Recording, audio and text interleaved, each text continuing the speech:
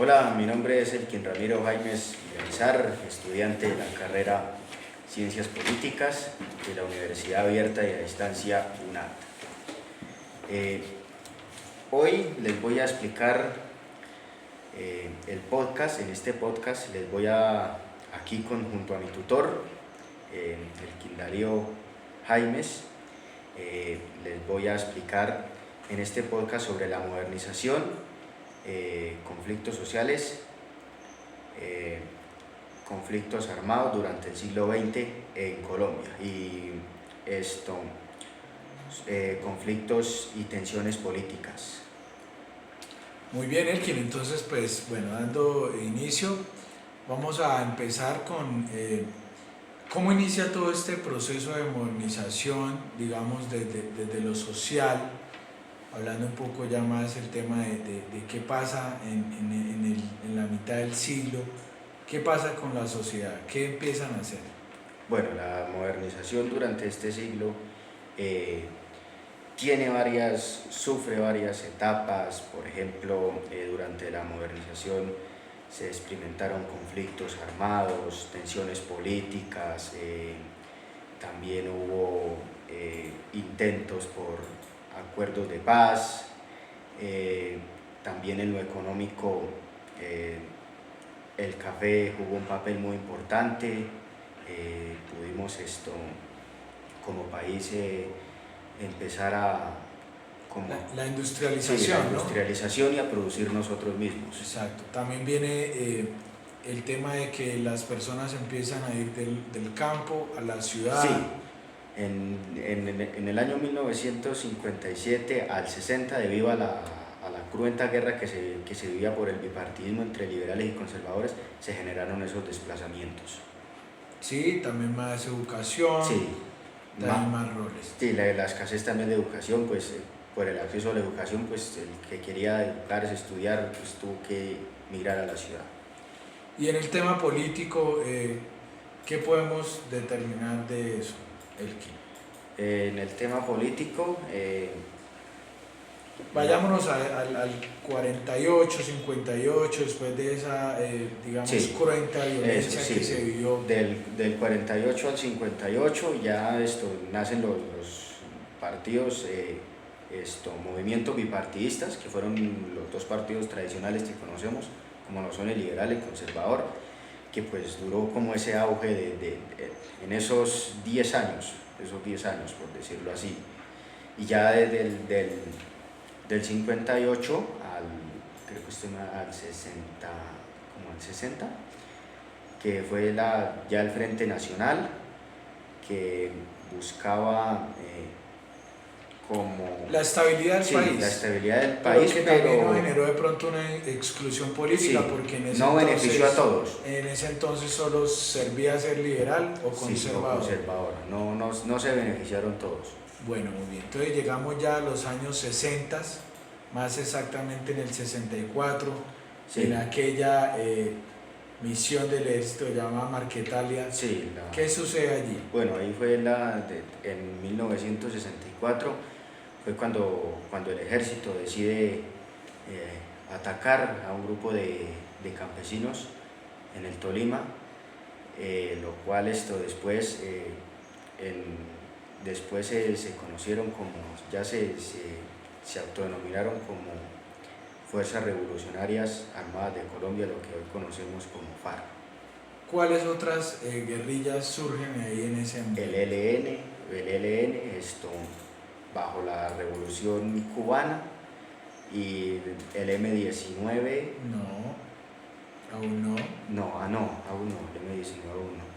El EPL. El EPL, el ELN y el EPL y las FARC. Muy bien, pero ya que hablaste del M-19, pues vámonos entonces a esa década que es el 70 y que sucede a partir de qué pasó, las elecciones de qué. Bueno, el M-19 nace a principios de la década del 70, nace por la causa de como el robo de las elecciones. ¿Por parte de quién? Por parte de Rojas Pinilla. por parte de Misael Pastrana, hacia Rojas Pinilla.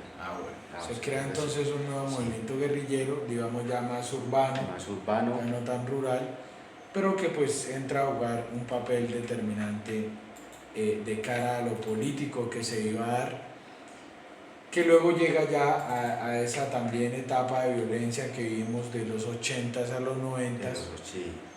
¿Y qué sucede entonces en el 89 cuando ya el país está de pronto muy peligroso y había ya una clara guerra entre el Estado, el narcotráfico y los grupos armados? ¿Aparece qué aparece? Aparece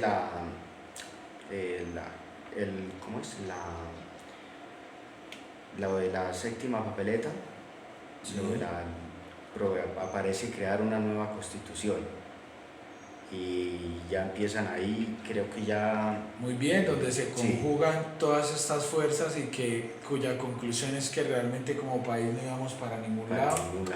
Entonces tenemos que tomar la decisión de unirnos incluso en diferencias para poder crear lo que es la Constitución, ya que la que había de ese año, del 89 hacia atrás, pues no estaba funcionando de alguna manera por los brotes de violencia, desigualdades que habían en ese entonces había que pensar en una nueva Constitución. Luego entonces ya llegamos a la final del siglo XX, pues digamos que es lo que nos compete en este sí. podcast. Entonces vamos a hablar un poco de esos procesos de paz que arrancaron desde el 82 con Belisario. Sí, en 1982 Belisario intenta dialogar con la entonces guerrilla de las FARC y el ELN, lo cual él en esos intentos de diálogo, pues a pesar de eso logra una tregua en el llamado Acuerdo de la Uribe. Muy bien. Luego, ¿cuál otro proceso tenemos? El del 90 con Gaviria, con el M-19. El del 90 con Gaviria, con el M-19, que ahí pues ya ahí tuvo un acierto porque ya esa guerrilla se desmoviliza y logra ingresar al escenario político. Muy bien, y luego tenemos sí. ya el que no fue tan acierto. Sí, el del 98, la zona del Caguán, el de Pastrana. Que prácticamente fue un fiasco total. Sí, porque a pesar de que depositó su buena fe en esa gente, les entregó una cantidad de territorio temporal para poder realizar esos acuerdos con la esperanza de que hubiera un buen fruto, pero no fue posible. Todo lo contrario, o sea, se agudizó más la violencia en lo que fue el 99 comenzando el 2000.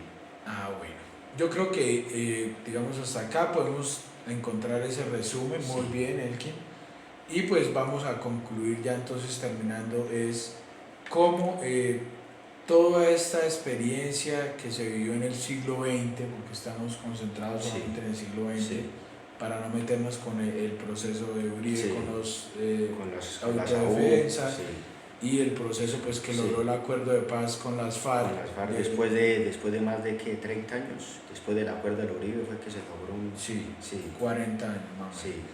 Con Juan Manuel Santos, y lo que ahora significa, pues ya como para concluir, el que hayamos, digamos, derrumbado el tema del bipartidismo.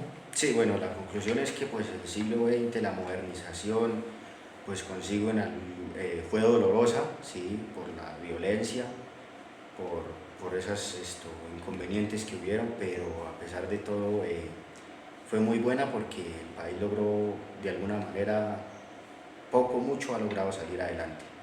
Muy bien, y es consolidar de pronto una república que aunque no es perfecta, ninguna democracia lo es de hecho, pero pues nos hemos podido refugiar en esa Constitución del 91 y brindarnos garantía a nosotros como ciudadanos. Bueno, Elkin, muy interesante este podcast y esperamos les guste y vernos en una próxima ocasión.